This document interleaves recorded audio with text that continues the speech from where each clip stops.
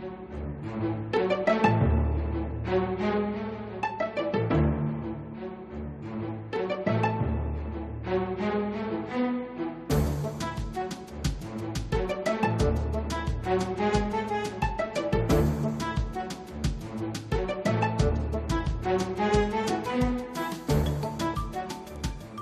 and welcome to Cleveland Classic Cinema.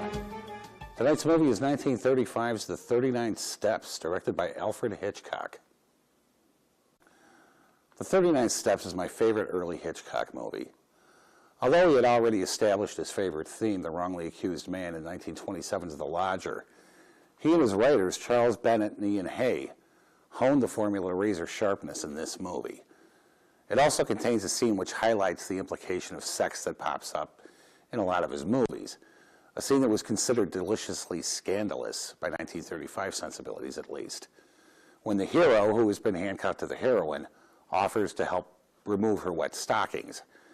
You may also notice that the word damn is said in the most offhand way in this film, 4 years before the huge stink raised about Clark Gable using the same word in Gone with the Wind. Alfred Hitchcock once gave an excellent example of what suspense was in an interview with Francois Truffaut. He said, "Suppose you have two men sitting at a table discussing baseball.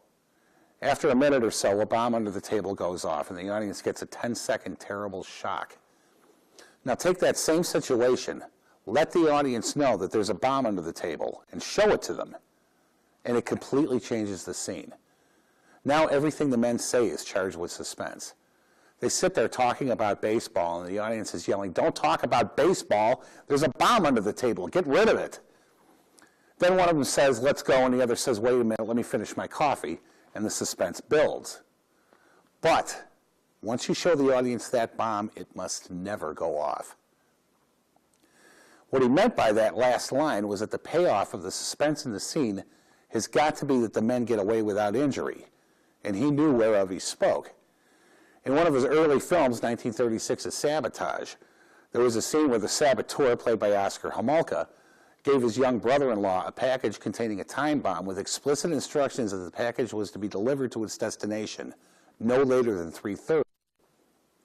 The boy gets delayed on the way to the delivery, and Hitchcock builds the suspense slowly, tortuously, cutting from the bus the unsuspecting boy is on, to a clock on the street corner, to a traffic light the bus is stopped at, back to the boy, and on, until ultimately the clock hits 3:45 and the bomb explodes in the boy's lap, killing him and everyone else on the bus. "In that instant," said Hitchcock later, "I lost the entire audience and never got them back.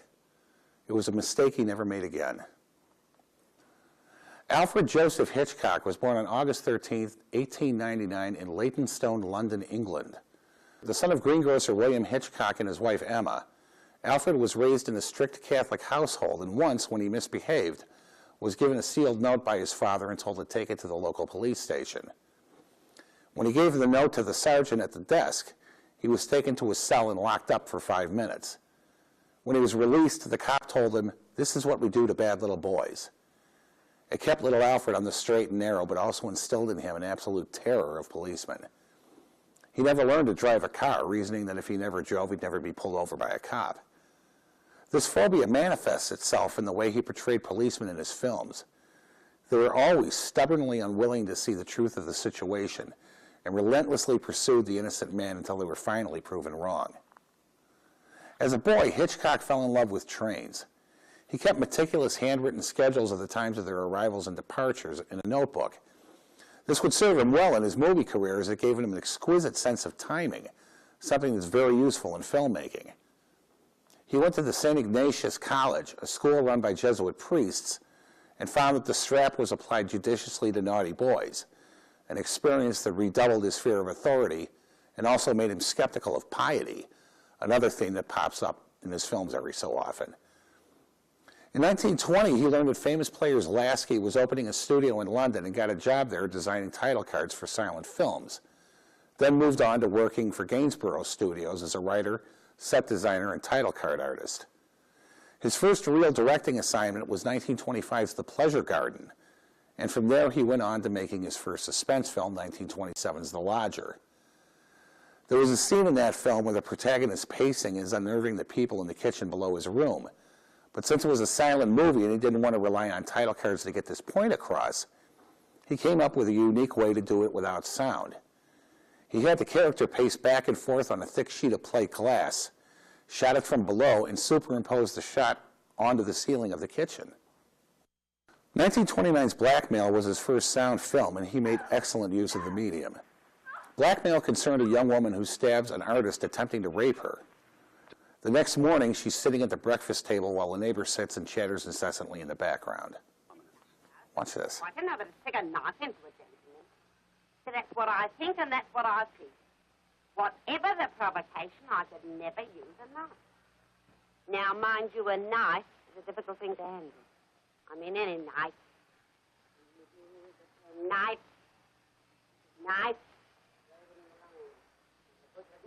Alice, cut us a bit of bread, will you?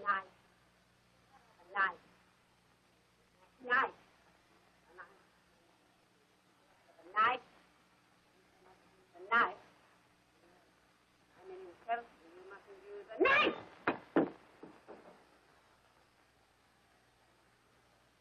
Yeah, you would have been more careful.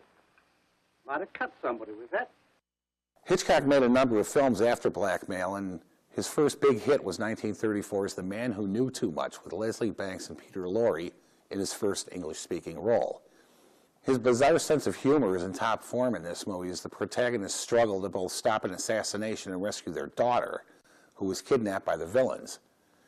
Peter Lorre's character in this film is interesting, particularly because he displays an odd charm unique to Hitchcock villains. He's frequently laughing and quite jovial, but shows his cold-blooded side in an instant. It's a pretty chilling portrayal and was instrumental in making Lorre a star. When asked why his villains were always so charming, Hitchcock replied, "Of course they're charming. If they weren't, who would want to work with them?" While working at Gainsborough Studios, Hitchcock met his future wife, Alma Reville, a film editor, and she became his closest collaborator, advising him on scripts, editing, and just about every other aspect of filmmaking.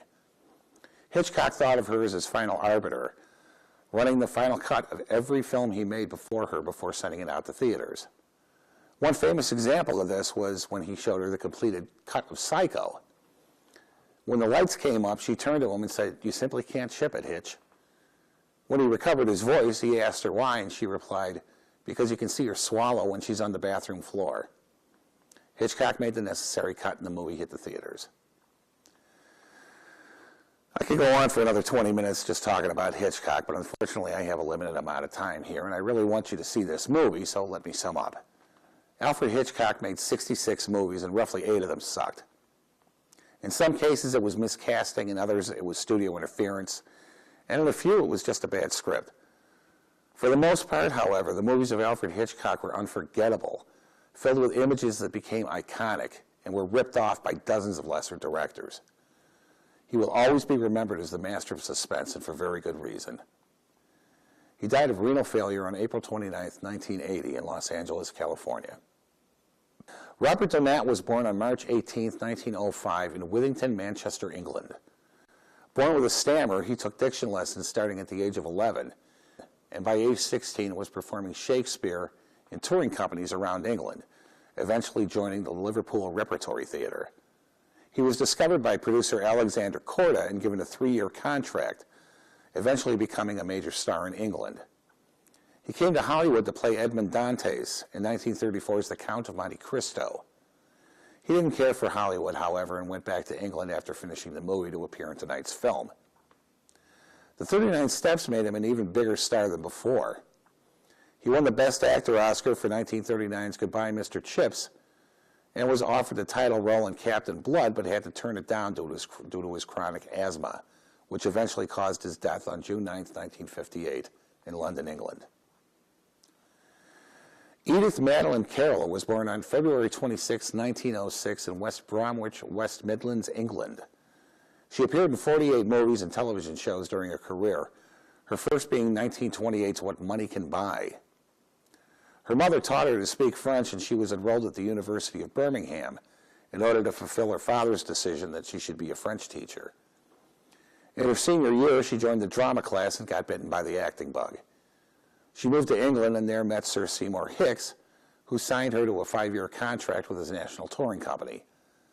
After her contract with Hicks expired, she continued to appear on stage and eventually found her way into film, appearing in various productions.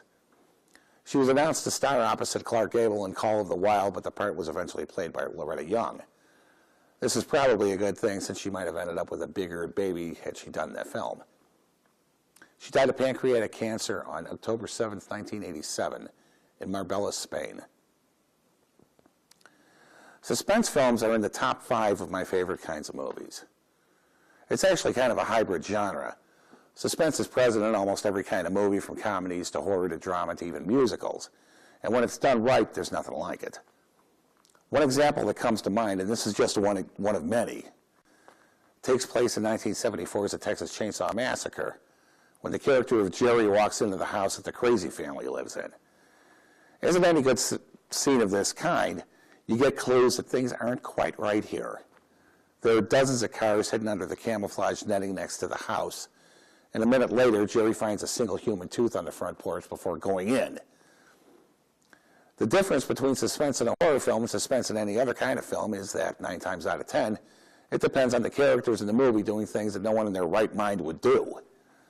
For instance, if I were on the porch of a seemingly deserted house in the middle of nowhere in Texas, and I found a human tooth near the door, phew, I'd be out of there so fast I'd leave a cloud of dust. Horror films, however, pretty much rely on their characters doing stupid things in order to get in harm's way, so you kind of let that slide. Besides, it's a great feeling to sit in the audience and whisper to the person next to you, "What the hell is that idiot thinking?" before settling back and watching whatever horrible things happen to them. They're usually populated with bizarre characters. In this film, it's Mr. Memory, but there's also Mrs. Bundy, elderly ornithologist in The Birds, Herbie Hawkins and Joseph Newton discussing murder over breakfast without realizing a serial killer is sitting at the table with them in shadow of a doubt, Barbara Morton taking morbid delight in the scandalous murder of Miriam in Strangers on a Train. He also lets the audience in on what he thinks of people that in public show piety and in private show hypocrisy, with the character of the crofter in this film. He even raised a shadow of homosexuality in the aforementioned Strangers on a Train, at a time when this subject was incredibly taboo in society, even more so than that old black magic known as sex. The closest Hitchcock ever came to making a straight-up horror film was 1963's The Birds. Most people would disagree with me on this point, instead citing 1960's Psycho. But while that movie was certainly horrific, it was more of a suspense movie than a horror movie. The Birds, for me at least, is a lot closer to a horror film than Psycho in that it concerns a sudden, unstoppable force creating havoc in a normal setting. There's no explanation for it, there's no reason for it. It just happens, and the suspense in that film is amazing. One example is when Tippi Hedren is sitting outside the Bodega Bay School having a cigarette. Behind her is a set of monkey bars, and as she sits smoking, a bird flits into frame and settles on the bars. A series of cuts follows this until Miss Hedren spots a bird flying towards her and follows it with her eyes as it flies over her head. When she turns around, she and the audience see that the monkey bars are entirely covered with birds. There's one other thing in that film that I want to mention, and it's a typical reveal done in an entirely untypical fashion. The scene where Jessica Tandy discovers the victim of a bird attack. She goes to visit a neighbor, unaware that anything has happened there, until she enters the house and notices broken china cups still hanging on hooks in the kitchen. When she walks into the bedroom, she sees the bloody legs of the man sticking out from behind the bed, and then comes around it to see the dead man slumped in the corner with his eyes packed out. Now, this was a pretty grotesque thing to see on a big screen back in 1963, but what happens next burned the image into my mind forever. Instead of zooming into a close-up of the image like anyone else would, Hitchcock instead used 3 snap cuts to bring the image closer. Pop, pop, pop. And it underlined the shock of the discovery like nothing I've ever seen before or since. At the end of the movie, even though the protagonists get away, there's little hope. Hitchcock deliberately left the words "the end" off the movie to impart a sense of hopelessness. Apparently, the studio felt that was hopeless enough because the original ending of the movie had the car containing the heroes come into the side of the Golden Gate Bridge and find it to be covered end to end in birds. So right now, sit back, relax, and enjoy the 39 steps right here on Cleveland Classic Cinema.